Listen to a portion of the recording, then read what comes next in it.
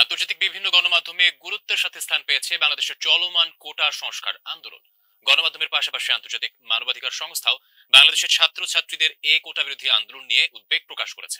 কোটা আন্দোলনকারী শিক্ষার্থীদের উপর সহিংসতার ঘটনায় তীব্র নিন্দা জানিয়েছে যুক্তরাষ্ট্র।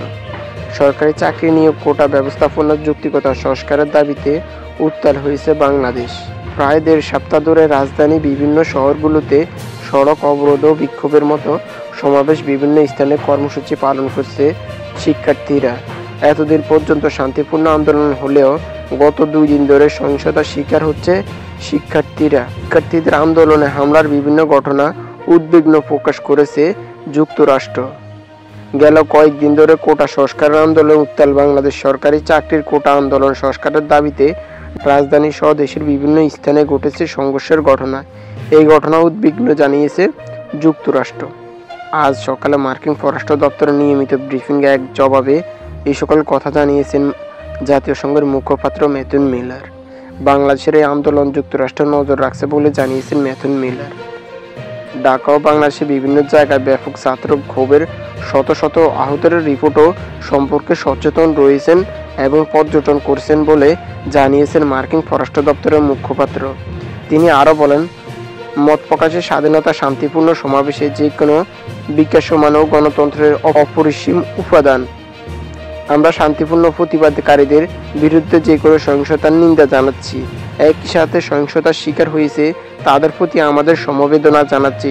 প্রসঙ্গত, চাকরিতে 9ম থেকে 13তম গ্রেড পর্যন্ত কোটা পদ্ধতি বাতিল করে 2018 সালের 4 অক্টোবর পরিপত্র জারি করেছে সরকার।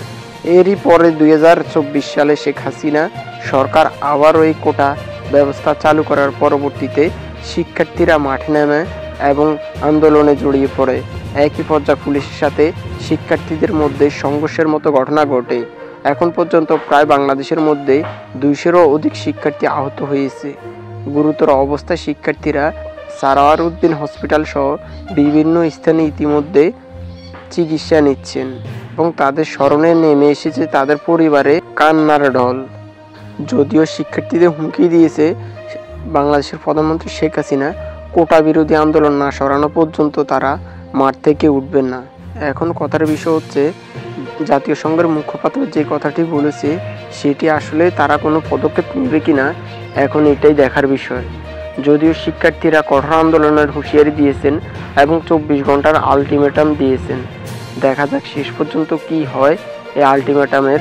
এবং আমরা দেখেছি শিক্ষার্থীদের মধ্যে বিভিন্ন চ্যানেলের সাংবাদিকরাও গুরুতরভাবে আহত হয়েছে।